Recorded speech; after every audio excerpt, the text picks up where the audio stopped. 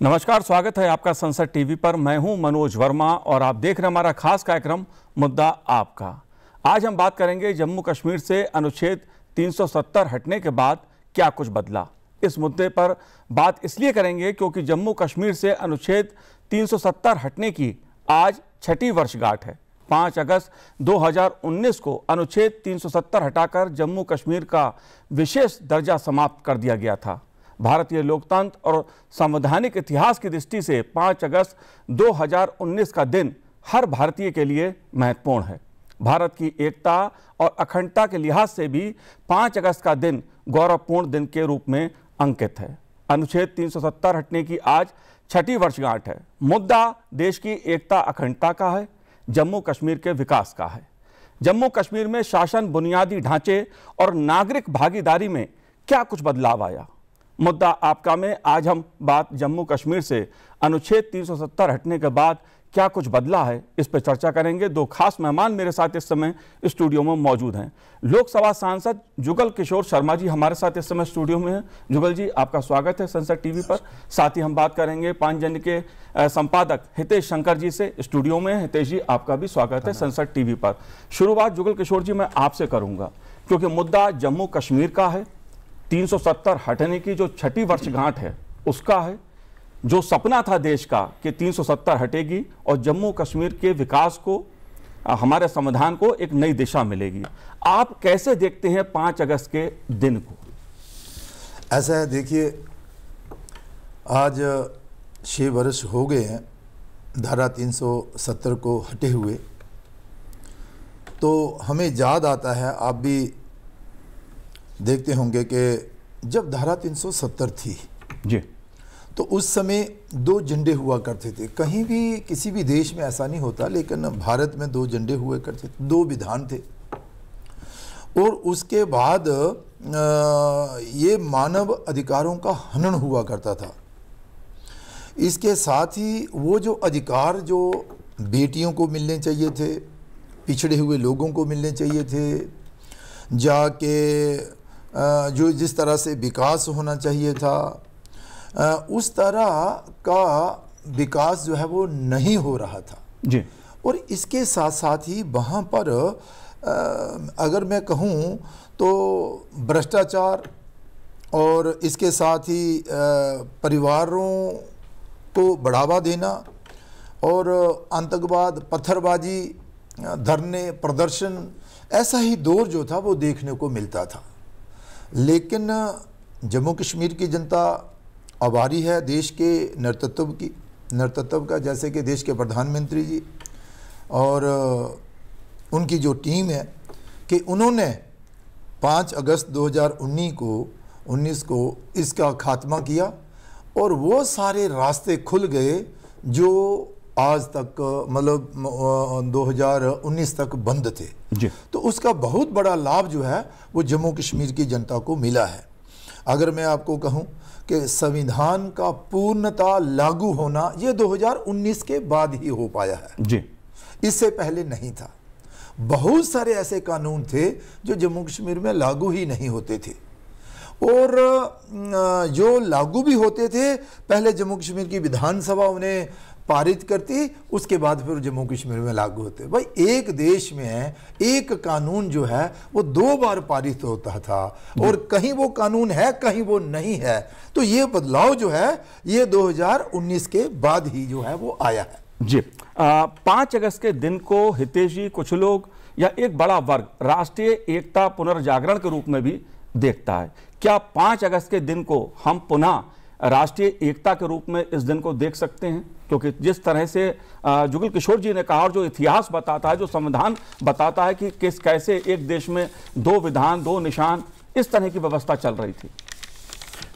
निश्चित ही मनोज जी, मुझे लगता है कि जब हम राष्ट्रीय एकता की बात करते हैं तो उसका एक कारक संविधान भी है, लोकतांत्रिक व्यवस्था भी है और समाज के, राष्ट्र के अलग अलग वर्गों को देखने वाली एक दृष्टि भी है, जिसमें महिलाएं भी शामिल हैं, SC ST भी शामिल हैं और राजनीतिक दलों के प्रतिनिधित्व की भी बात है। अगर सबको बराबर मौका मिलता है, सबको एक होने का मौका मिलता है, सबको इक्वल राइट्स मिलते हैं पार्टिसिपेशन के, भागीदारी के लिए समान अवसर हैं, तो निश्चित ही ये राष्ट्रीय एकता की बात आती है। और मैं ये इसलिए भी कहूँगा, जैसे जुगल किशोर जी अभी कह रहे थे, लड़कियों के साथ अन्याय, वो समझ में नहीं आता एकदम से क्या अन्याय, कि अगर बाहर शादी करिए राज्य से तो संपत्ति से वंचित कर दी जाएगी वो बेटी। क्या ये कौन सा तरीका है, किस युग की ये सोच है कि घर की बेटी ने कहीं शादी आपकी मर्जी से नहीं करी, स्टेट से बाहर करी है, तो स्टेट को बंधक बनाने वाली जो राजनीति है उसने उन बेटियों की आज़ादी के पर काट रखे थे। इस राज्य में अनुसूचित जाति और जनजाति, पूरे देश में सब एक आरक्षण की व्यवस्था है कि उनको सबल बनाना है, मुख्य धारा में लाना है, मगर नहीं, यहां पर केवल सफाई कर्मचारी के तौर पर वो लोग रहेंगे और बाकी जगह पर उनके लिए आरक्षण की कोई व्यवस्था नहीं रहेगी। तो वास्तव में एक ऐसी अस्थायी व्यवस्था, एक ऐसा प्रोविजनल जो उपचार था, उसने एक स्थायी समस्या का रूप ले लिया था। अस्थायी तौर पर एक प्रावधान किया गया था, उसने स्थायी तौर पर समस्याओं को बढ़ा दिया, उससे अराजकता बढ़ी, उससे असंतोष बढ़ा, उससे वैमनस्य बढ़ा, उससे आतंकवाद बढ़ा, और जब ये हटा है तो उसके आंकड़े भी दिख रहे हैं और तस्वीर भी बदली हुई दिखाई दे रही है। जी जुगल किशोर जी, संविधान मजबूत हुआ जम्मू कश्मीर में, संविधान के तमाम अधिकार जम्मू कश्मीर के लोगों को प्राप्त हुए, तमाम कानून जो भारत की संसद से पारित होते थे जम्मू कश्मीर में लागू हुए पिछले 6 वर्षों में। लेकिन सवाल देश के लोकतंत्र का है। जम्मू कश्मीर में क्या लोकतंत्र मजबूत हुआ? नागरिकों की भागीदारी कितनी रही लोकतंत्र के लिहाज से, चुनाव की दृष्टि से? ऐसे देखिए, चुनावों की दृष्टि से पहले अगर मैं चर्चा करूं तो उन लोगों की जो 1947 से अपने अधिकारों से वंचित थे जी, वो जो हमारे भाई थे जो वेस्ट पाकिस्तान से आए थे और दिल्ली और बाकी देश के हिस्सों में बसे, वो तो देश के प्रधानमंत्री और उप प्रधानमंत्री भी रह गए। लेकिन जम्मू कश्मीर में जिन लोगों को रोका गया था कि भाई आप जहां पर रहें ताकि हमारे बॉर्डर जो है वो सुरक्षित रहें, उनका अपना इसमें वो था, लेकिन वो लोग उनके कहने से रुके और 2019 तक वो इंतजार कर रहे थे जब तक कि धारा 370 को नहीं हटाया गया। उनको अपने अधिकार, राशन कार्ड तक उनको नहीं मिलता था जी, और उनके बच्चों की जो शिक्षा है वो 12वीं के ऊपर कॉलेज या यूनिवर्सिटी में नहीं हुआ करती थी। उनको जम्मू कश्मीर की नागरिकता नहीं थी, उनको जम्मू कश्मीर के छोटी सी छोटी नौकरी पीएन तक की भी उनको नहीं दी जाती थी। तो उन लोगों को पूछिए कि भाई क्या बदलाव हुआ है धारा 370 हटने के बाद जी। वो तो कहते हैं कि हमारे लिए आज़ादी जो है वो आज हुई है जबकि धारा 370 हटी है। इसमें वेस्ट पाकिस्तान के रिफ्यूजी थे, इसमें हमारा वाल्मीकि समाज था, इसमें हमारा गोरखा समाज था जी, और इसके साथ साथ ही जहां पर वो लोग जो अपनी सेवाएं वहां पर देते हैं लेकिन अधिकार कोई नहीं पाते हैं, इन सबको वो अधिकार मिले। रही बात इसके बाद तो आपने देखा होगा कि ये जो पंचायतों के जो अधिकार हैं, ये सारे के सारे अधिकार जो हैं पंचायतों को मिले। और उसके बाद हमने कभी देखा ही नहीं था ये जो डिस्ट्रिक्ट डेवलपमेंट काउंसिल की चुनाव होते हैं जिसे हम जिला परिषद भी कहते हैं जी, या फिर ये जो ब्लॉक डेवलपमेंट काउंसिल के चुनाव होते हैं, है ना जी, तो इनका भी हमने कभी चुनाव नहीं देखा। लेकिन अब हमने देखा कि पंचायत चुनाव के बाद जिला परिषद के चुनाव और ये ब्लॉक समिति के चुनाव और फिर सबकी सहमति के साथ फिर अपने क्षेत्र का विकास करना, ये अधिकारों से भी जम्मू कश्मीर जो तो वंचित था। तो ये अधिकार भी जो है उसके बाद ही हम लोगों को जो है वो मिले हैं। रही बात बाकी जो कानून हैं, उन कानून जैसे कि हमारे भाई जहां पर कह भी रहे थे कि वो हमारी बहनें, वो हमारी बेटियां, जैसे इन्होंने कहा, मेरे पास कई बार वहाँ जब मैं मेंबर पार्लियामेंट बना तो कई ऐसी हमारी बहनें बेटियाँ आई, मेरी शादी चंडीगढ़ में हुई है, मेरी शादी पंजाब में हुई है, मेरी शादी दिल्ली में हुई है, मेरे हस्बैंड की एक्सीडेंट में मौत हो गई, स्वर्गवास हो गए, अब मेरे पास कोई सहारा नहीं है, इनका हमारा जो परिवार है वो भी इतना सहयोग नहीं करता, वो इस योग्य भी नहीं है। मैं चाहती हूँ, मेरे पिताजी चाहते हैं कि ये मैं जहाँ आकर अपने बच्चों को पढ़ा सकूँ और उनकी शिक्षा दीक्षा जहाँ कर सकूँ। मेरे पिताजी मेरी हेल्प करना चाहते हैं, लेकिन मेरा कोई अधिकार ही नहीं जहां पर रहा है, मुझे तो बाहर निकाला दे दिया गया, मैं जहां की नागरिक हो ही नहीं सकती। वो बेटी जिसने पूरा जीवन वहां पर दिया था, उसको भी वो अधिकार नहीं था। तो ऐसे कानून को करना क्या था? और इस कानून, ये जो धारा 370 के बाद राजनीतिक क्षेत्र की आप बात कर रहे हैं, आप देखिए ना, वो जो पत्थरबाजी थी, आप देखिए एक भी घटना उसके बाद नहीं घटी होगी, ये राजनीति ही हुआ करती थी ना। और उसके बाद फिर ऐसे प्रावधान बनाए गए कि अगर कोई पत्थरबाजी करता है या उनका सहयोग करता है तो उनको भी प्रताड़ित किया जाएगा। मतलब जी बिल्कुल, पत्थरबाजी बंद हो गई जम्मू कश्मीर में। लेकिन अगर लोकतंत्र की हम बात कर रहे हैं और लोकतंत्र में नागरिकों की भागीदारी की बात, खासतौर से चुनाव की दृष्टि से, क्योंकि लोग अपनी सरकार चुनते हैं, पंचायत से लेकर लोकसभा तक लोगों ने जिस तरह से जम्मू कश्मीर के लोगों ने चुनाव में भागीदारी दिखाई है, वो अपने में एक रिकॉर्ड है। ये दिखाता है कि जम्मू कश्मीर के लोगों की जो आस्था है भारत के लोकतंत्र में, वो कितनी अधिक बड़ी है, कितनी अधिक है। हितेश जी, हम नागरिक भागीदारी की बात करते हैं। जाहिर सी बात है, केंद्र सरकार ने, भारत सरकार ने तमाम कल्याणकारी योजनाएं जम्मू कश्मीर में पिछले 6 सालों में शुरू की हैं ताकि लोगों को लाभ मिले। नागरिकों की भागीदारी या इन योजनाओं का नागरिकों तक पहुंचना, ये कितना महत्वपूर्ण बड़ा बदलाव आप देखते हैं? क्रियान्वयन किस तरह से हुआ जमीन पर योजनाओं का? देखिए मनोज जी, इसमें 2 तरीके से देखना पड़ेगा। एक राजनीतिक भागीदारी है और एक दूसरा योजनाओं का वहां पहुंचना। उज्ज्वला योजना है, कृषि बागवानी मिशन है, डायरेक्ट बेनिफिट ट्रांसफर की जो स्कीम्स हैं, उन सबके लाभ पहले जम्मू कश्मीर में लोगों को नहीं मिलते थे। शिक्षा में अगर आईआईटी और आईआईएम की बात करें, अब उसके जाने का रास्ता हो गया, केंद्रीय यूनिवर्सिटीज के जाने का रास्ता हो गया, वहां पर एक व्यवस्था तैयार हो गई।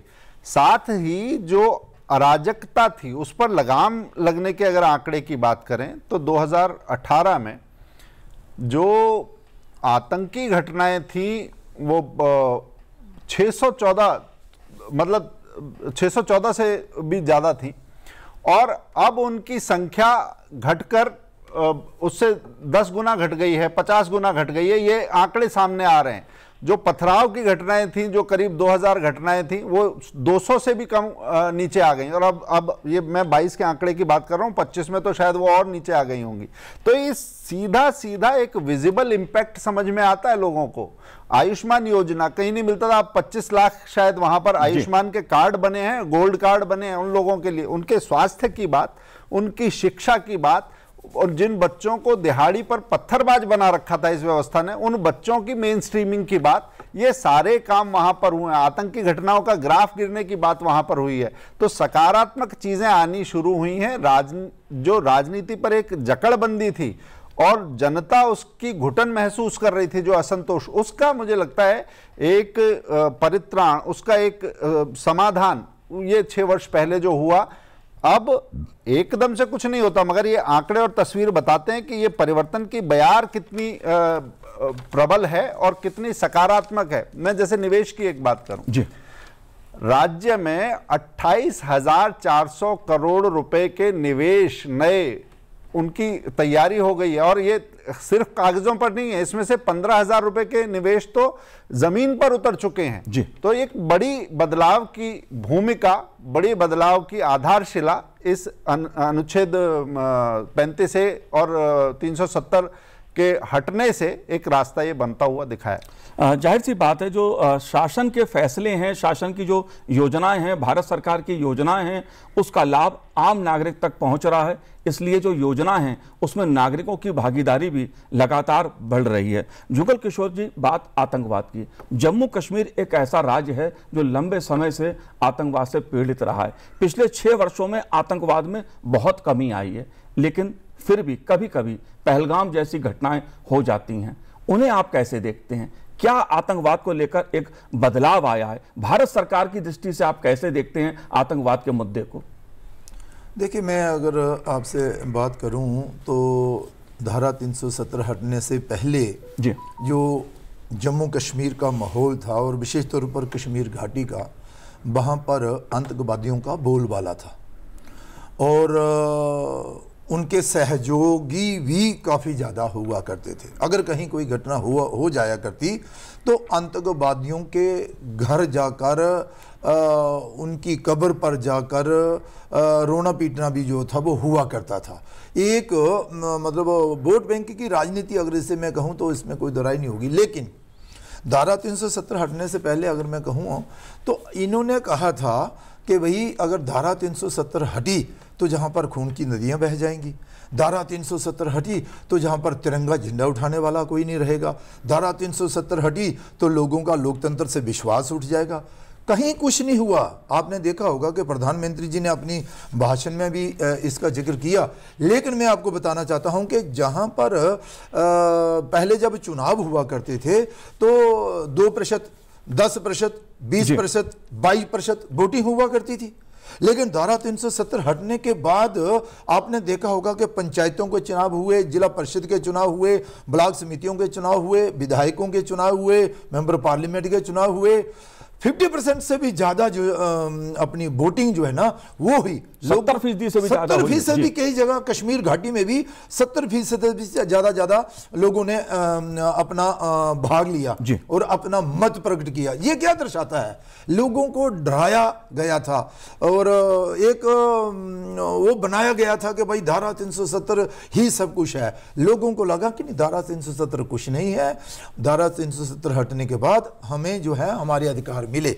रही बात आतंकवाद की, जहां तक आपने बात की है, तो आपने देखा होगा कि रोजमर्रा शहरों में, कश्मीर में, शहर में, पुलवामा में, कुपवाड़ा में, कहीं भी सोपुर में और जहाँ तक कि जम्मू के भी क्षेत्रों में रोज़मर्रा कोई ना कोई आतंकवादी घटनाएं जो है थी वो घटती ही थी। लेकिन उसके बाद आपने देखा कि बहुत बड़ी कमी एक जो है वो आतंकवादियों में आई है। और दूसरा जो विशेष ये जो हमारे मित्र कह रहे थे तो वो सही हुआ कि वो जो नौजवान थे जिनका रुख आतंकवादियों के प्रति, आतंकवाद के उस और जो उनका ख्याल था, ध्यान था, वो सब हट गया। वो मुख्य धारा में आए। उन्हें लगा कि नहीं यार, हमारे करने योग्य और बहुत सारे काम हैं, हमारा भविष्य कहाँ है, हमें क्या करना चाहिए, हमें देश के साथ मुख्य धारा में जुड़ना चाहिए। लोकल जो मिलिटेंट होते थे ना, वो उनका तो बिल्कुल ही सफाया हो गया और वो नए लोग जो थे, जो वहाँ के नौजवान, वो अब उसमें अपनी शमूलियत नहीं कर रहे हैं जी। और जो अभी आप देख रहे हैं कहीं कहीं घटनाएं जो होती हैं, ये पाकिस्तान द्वारा भेजे गए आतंकवादी हैं, जो बड़े बड़े नाले हैं और बहुत बड़ा जंगल है और घने जंगल हैं और हर जगह तारबंदी नहीं की जा सकती और कहीं ना कहीं उनके लिए रास्ता निकल ही आता है। कभी सुरंग भी बनाकर वो निकल आते हैं। तो वो जो लोग निकल कर आते हैं फिर वो आश्रय लेते हैं। आज भी मैं मानता हूं कि आज भी कुछ लोग ऐसे हैं जो उनको आश्रय देते हैं, उनको खाना पिलाना करते हैं। लेकिन आपने देखा होगा कि आतंकवाद जो है अब वो दूर दराज जंगलों में रह गया है और शहरों से निकला हुआ है। लेकिन वो भी कभी कभार कोई घटना होती है, लेकिन 90% आतंकवाद जो है वो इस साल अगर 25 की बात मैं करूं तो पहलगाम की जो घटना है वो एक बड़ी घटना हुई। हितेश जी, आतंकवाद को लेकर एक बड़ा बदलाव भारत सरकार की सोच में भी आया है। अब भारत घुसकर मारता है। इस बदलाव को कैसे देखते हैं? क्योंकि इसमें जम्मू कश्मीर का जो एक आतंकवाद था, जो घटनाएं थी, वो एक बहुत बड़ा आधार बनी है आतंकवाद को लेकर देश की सोच बदलने में, देश की नीति को बदलने में। कैसे देखते हैं आप? देखिए, आपने ऑपरेशन सिंदूर और हाल की घटना का उल्लेख किया, ये आवश्यक भी है, परंतु इसके साथ ये भी देखना चाहिए कि जब पाकिस्तान पर गुस्सा है तो वो पूरे कश्मीर पर या पूरी घाटी पर नहीं निकल सकता है। जैसा जुगल किशोर जी कह रहे थे कि कुछ लोग हो सकते हैं उन लोगों को सहयोग करने वाले, अब मगर 90% समस्या सुलझाई जा चुकी है। तो ऐसे में सरकार का दृष्टिकोण कैसा? आतंकवाद के लिए तो यह है कि उसको सहन नहीं करेंगे, जीरो टॉलरेंस की नीति है। ये भारत की विदेश नीति में एक बड़ा बदलाव है स्वतंत्रता के बाद से। दूसरी बात, आतंकवाद के खिलाफ कड़े हैं, मगर युवाओं के लिए और जो विषय हैं उसके लिए नरम भी हैं और बहुत खुलकर सोचने वाली नीतियां भी हैं। जैसे उद्यमिता, जिन लोगों ने स्टोन पेल्टिंग को उद्योग बना दिया था, आतंकवादियों के लिए वित्त की व्यवस्था करते थे, अब उनको मतलब चोट लगेगी। आज घाटी में 5 लाख से ज्यादा बच्चों को, युवाओं को स्वरोजगार और उसके लिए प्रशिक्षण और लोन दिया गया है। आतंकवाद जब व्यक्ति इन एक्टिविटीज में लगता है, दूसरी चीज है कि आतंकवाद की बंदूक की संस्कृति है, दूसरी सामने खेल की संस्कृति है। राज्य में खेल की एक संस्कृति विकसित हो रही है। आज 50 से ज्यादा स्टेडियम और इंडोर हॉल जो हैं वो राज्य में बने हैं। आपके लिए उद्यमिता के रास्ते खुले हुए हैं, आपके लिए लोन के रास्ते खुले हुए हैं, आपके लिए प्रशिक्षण की व्यवस्था है, आपके लिए खेल में परचम लहराने की गुंजाइश है। पहले यही राज्य था, खेल में कोई रिप्रेजेंटेशन उस तरीके से नहीं था, स्वरोजगार कुछ था नहीं, कुछ नेता थे जिनके हाथ में पूरी सत्ता थी। नौकरी लेनी है तो उनकी पैरवी और पेशी चाहिए, उसके बाद पैरोकारी के बिना नौकरी नहीं मिलती थी, और उसके बिना कहीं पर कोई सुनवाई भी नहीं थी। तो ये सारी चीजें, ये बदलाव दिखता है कि एक आमूलचूल दृष्टिकोण में परिवर्तन है, और नीति की समग्रता, एक तरफ आतंकवाद पर सख्त मगर अपने नागरिकों के लिए नर्म और समावेशी नीति है, जिसमें सबका साथ सबका विकास, वास्तव में ये नारा नहीं, ये जमीन पर उतरती हुई हकीकत दिखाई देती है। जाहिर सी बात है, जम्मू कश्मीर में विकास की जो झलक है, सबका साथ सबका विकास, वो स्पष्ट तौर पर दिखाई देती है। लेकिन जुगल किशोर जी, अगर बात मैं कनेक्टिविटी की करूं, क्योंकि एक बहुत बड़ा बदलाव जब भी मैं जम्मू कश्मीर गया कनेक्टिविटी को लेकर देखने में मिलता है, इस बदलाव को आप कैसे देख रहे हैं? मैं आपसे बात करूं तो जैसे आप पहले जम्मू कश्मीर में एंट्री करते थे बाई रोड जी, तो जैसे ही आज आप जम्मू कश्मीर में एंट्री करेंगे तो आपको लगेगा कि ये तो बहुत बदला बदला हुआ जम्मू कश्मीर है। बड़े बड़े फ्लाईओवर बन रहे हैं, बड़े बड़े नेशनल हाईवे बन रहे हैं, और एक्सप्रेस वे जो हैं वो बन रहे हैं। और उसके साथ ही आपने देखा होगा कि पिछले दिनों वो जो एक सपना था जम्मू कश्मीर के लोगों का कि जम्मू से श्रीनगर तक रेल द्वारा यात्रा की जाए, तो 2 वंदे भारत के द्वारा अभी पिछले दिनों देश के प्रधानमंत्री जी ने इसका लोकार्पण किया। तो आज लोग जो हैं वो 2-2.5 घंटे में जम्मू से श्रीनगर पहुंच रहे हैं, उसका आनंद भी उठा रहे हैं। और कनेक्टिविटी के अगर मैं कहूँ तो जम्मू से श्रीनगर जाने में पहले 8 से 10 घंटे लगा करते थे। हम जब विधायक थे तो हम अक्सर गाड़ी में जाते थे, तो बहुत परेशानियों का सामना करना पड़ता था। आज नेशनल हाईवे 4 लेन बना हुआ है, और हम 3 घंटे में उधमपुर से श्रीनगर तक पहुंच जाते हैं। और उसके अलावा ये तो श्रीनगर की बात कर रहा हूँ, कनेक्टिविटी की अगर बात करनी हो तो जम्मू से अखनूर, और अखनूर से राजौरी से होते हुए पुंछ की तरफ जो है बहुत बड़ा एक नेशनल हाईवे जो बना है, बीच में टनल बने हुए हैं। 60 किलोमीटर के करीब करीब जो है वो फासला कम हुआ है, इतना किलोमीटर रास्ता कम हो गया। और समय की अवधि करूँ मैं तो पहले लगते थे 7 घंटे, तो अब हम जो है वो 3.5 घंटे में जम्मू से पुंछ तक जो है वो जा सकेंगे, और 2 महीने में। तो इसके अलावा भी विकास को अगर आपने देखना होगा तो जम्मू कश्मीर में रेलवे स्टेशन की अगर बात, एयरपोर्ट की अगर हम बात करें, जम्मू शहर की बात करें, कश्मीर घाटी की बात करें, बड़े बड़े वो जो हमने कभी सपने में भी नहीं सोचा था, देश के प्रधानमंत्री जी के नेतृत्व में वो जम्मू कश्मीर को मिला है। 2 एम्स मुझे नहीं लगता किसी प्रदेश को मिले होंगे, लेकिन जम्मू कश्मीर को 2 एम्स मिले हैं, IIT मिले हैं, IIM मिले हैं, और कैंसर हॉस्पिटल हो, और बहुत सारे जो बड़े बड़े इंस्टीट्यूट हैं वो जम्मू कश्मीर को जो है वो मिले हैं।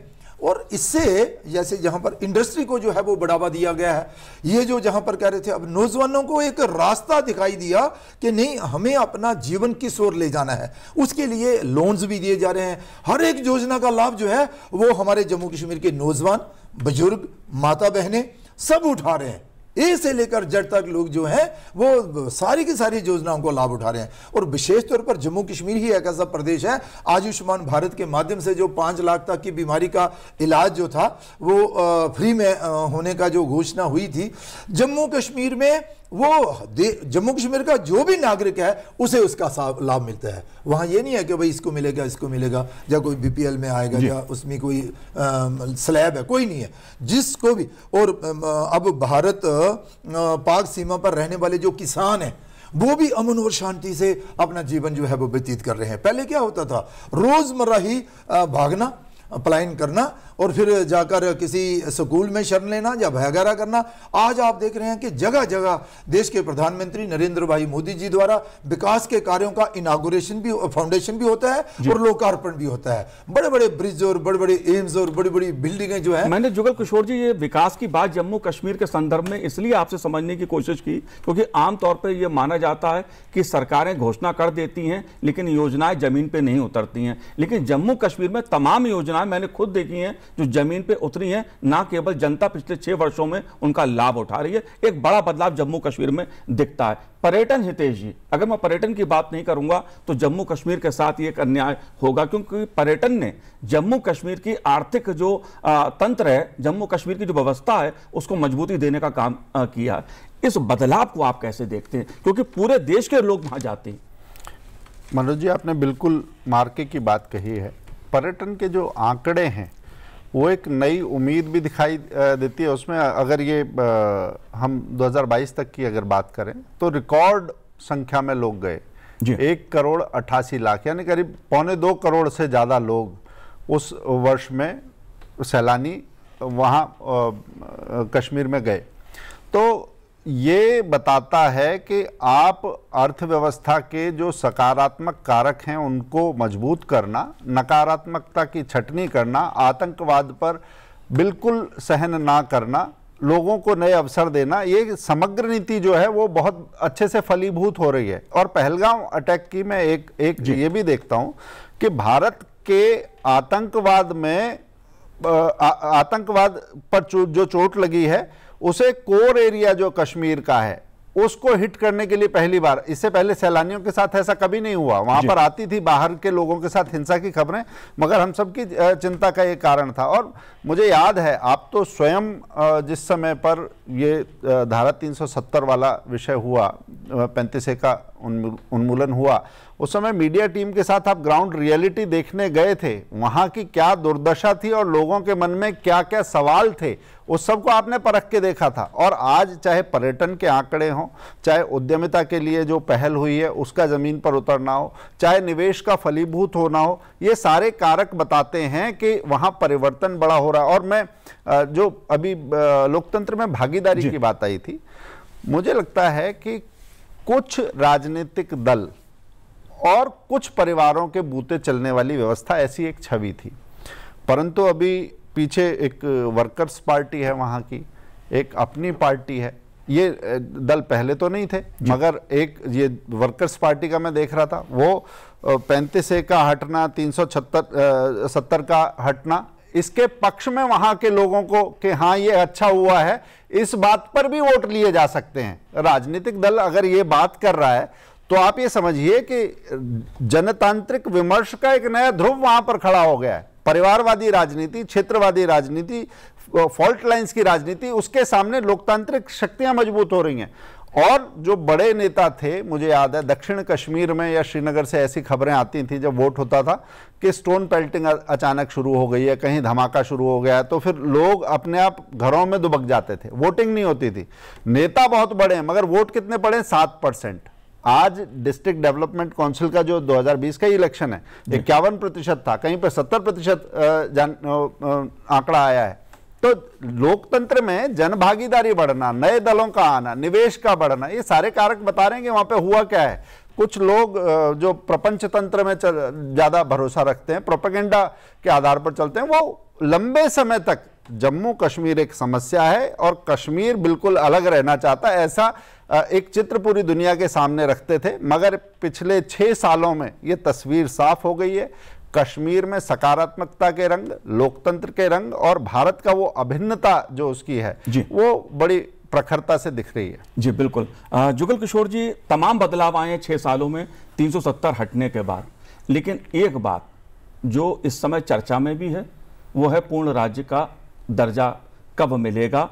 प्रधानमंत्री नरेंद्र मोदी जी ने भी इसको अलग अलग मंचों पर कहा है कि जम्मू कश्मीर को पूर्ण राज्य का दर्जा मिलेगा समय आने पर। चर्चा एक है, आप कैसे देखते हैं इसको?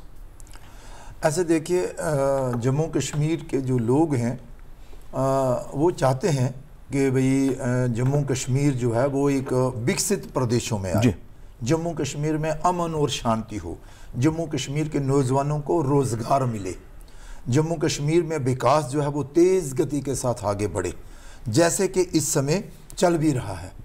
और इसके अलावा जम्मू कश्मीर को पूर्ण राज्य का दर्जा देने की जहाँ तक बात आ रही है, वो कुछ लोग ऐसे हैं जो राजनीति क्षेत्र में राजनीति कर रहे हैं। अन्यथा अगर आप मैं ये मानता हूँ कि जम्मू कश्मीर के लोग चाहते हैं कि जम्मू कश्मीर को पूर्ण राज्य का दर्जा मिले, लेकिन जब परिस्थितियां अनुकूल हों तो जी। और बाकी कामकाज तो कहीं कोई नहीं रुक रहा है, विकास जो है वो तेज गति के साथ आगे बढ़ रहा है, और उसके साथ साथ वो सारे कार्य जो पहले नहीं हुआ करते थे वो हो रहे हैं। अब कुछ परिवारों को परेशानी है, वो उनकी दुकानें जो हैं वो बंद हो चुकी हैं, अब उनका वो रोजी रोटी उस हिसाब से नहीं चल पा रही है, तो उनको लगता है। लेकिन देश के प्रधानमंत्री जी पर जम्मू कश्मीर के लोगों को पूरा विश्वास है कि वो जो कहते हैं वो करते हैं। उन्होंने जम्मू कश्मीर के लिए जो कहा उससे ज़्यादा करके दिखाया है। जम्मू कश्मीर अमन और शांति की ओर आगे बढ़ा, जम्मू कश्मीर विकास की ओर आगे बढ़ा, जम्मू कश्मीर में रोजगार के साधन ज़्यादा हुए, जम्मू कश्मीर के नौजवानों को MSME और प्रधानमंत्री एम्प्लॉयमेंट गारंटी प्रोग्राम के तहत मिशन युवा और अन्य जो योजनाओं का लाभ जिस तरह से आज मिल रहा है, और खेलो इंडिया के माध्यम से जो वहाँ पर खेलों को बढ़ावा दिया जा रहा है, जिसका जिक्र यहाँ पर रितेश जी भी कर रहे थे, ये सारी चीज़ें पहले नहीं थी। लेकिन हमें भी ये विश्वास है और जनता को भी कि जब हालात अच्छे होंगे, बहुत ही अच्छे होंगे, तो तब देश के प्रधानमंत्री जी ने वो जो कहा है वो करेंगे, वो पूर्ण दर्जा जम्मू कश्मीर को राज्य का देंगे। जाहिर सी बात है, ये समय की बात भी, समय पर भी निर्भर करता है कि हालात कैसे हैं, स्थितियां कैसी हैं, उस पर भी निर्भर करता है। लेकिन एक बड़ा पर्यटन से जुड़ा ही सवाल मेरा आपसे है, क्योंकि पहली बार ये कुछ देखने में आया कि जब पहलगाम की घटना हुई तो कश्मीर के लोग सड़कों पर उतरे, पाकिस्तान मुर्दाबाद के नारे लगे, आतंकवाद के खिलाफ प्रदर्शन हुए, एक बड़ा बदलाव ये भी था। इसे कैसे देखते हैं? मुझे लगता है कि उस समय जो क्षोभ था, लोगों ने कुछ ऐसी प्रतिक्रियाएं भी दी होंगी कि वहाँ लोगों के धर्म और पहचान को चिन्हित करते हुए जब उन्हें निशाना बनाया गया, तो जो गुस्सा पाकिस्तान का था उसके आक्रोश के छींटे कुछ ना कुछ घाटी पर भी लगे, ऐसा सोशल मीडिया पर, और कुछ लोगों ने उस परिस्थिति का लाभ उठाते हुए माहौल को खराब करने की कोशिश की। बाद में हम लोगों ने देखा तो बहुत सारे पाकिस्तानी हैंडल्स और बाकी सब लोग सक्रिय थे। मगर मेरा मानना है कि जम्मू कश्मीर को जब हम देखते हैं तो इस क्षेत्र की, मैं राज्य की बात नहीं कर रहा, दोनों की शासकीय प्रणालियां और जो अभी प्रबंधन है वो विशिष्ट प्रकार से संचालित हो रहा है। वहां की परिस्थितियों के हिसाब से जिस झंझावात में से वो लोग निकल कर आए हैं, उन्हें थोड़ा संभालने की आवश्यकता है, मुख्य धारा के बारे में कंडीशनिंग करने की भी आवश्यकता है। और साथ ही जो आप जो पूर्ण राज्य की बात कर रहे थे, ये बार बार आती है, मगर पूर्ण राज्य क्या कोई, मेरा प्रश्न है मनोज जी, क्या पूर्ण राज्य की कोई ऐसी आवश्यकता है, कोई मांग है कि आपने देखा हो किसी व्यक्ति को पूर्ण राज्य में? मैं दिल्ली में रहता हूं, इस देश की राजधानी में रहता हूं, दिल्ली पूर्ण राज्य नहीं है। किसी राज्य की विशिष्ट प्रकृति हो सकती है, किसी समय विशेष परिस्थिति हो सकती है। तो इस देश का जो संघीय ढांचा है वो प्रबंधन और प्रशासन के लिए कहां कब क्या ठीक है ये करने में सक्षम है, और जनता उसके साथ खड़ी है। ये बड़ी बात है। जी बिल्कुल, और इसीलिए प्रधानमंत्री नरेंद्र मोदी जी के नेतृत्व में भारत सरकार का ध्यान जम्मू कश्मीर में जन कल्याण, लोकतंत्र को मजबूत करने और आर्थिक विकास पर है। हितेश जी, आपने संसद टीवी से बात की, बहुत बहुत धन्यवाद, बहुत बहुत शुक्रिया आपका। जुगल किशोर जी, आपका भी बहुत बहुत धन्यवाद हमसे बात करने के लिए। तो आज इस कार्यक्रम में इतना ही, मुझे दीजिए आज्ञा, नमस्कार।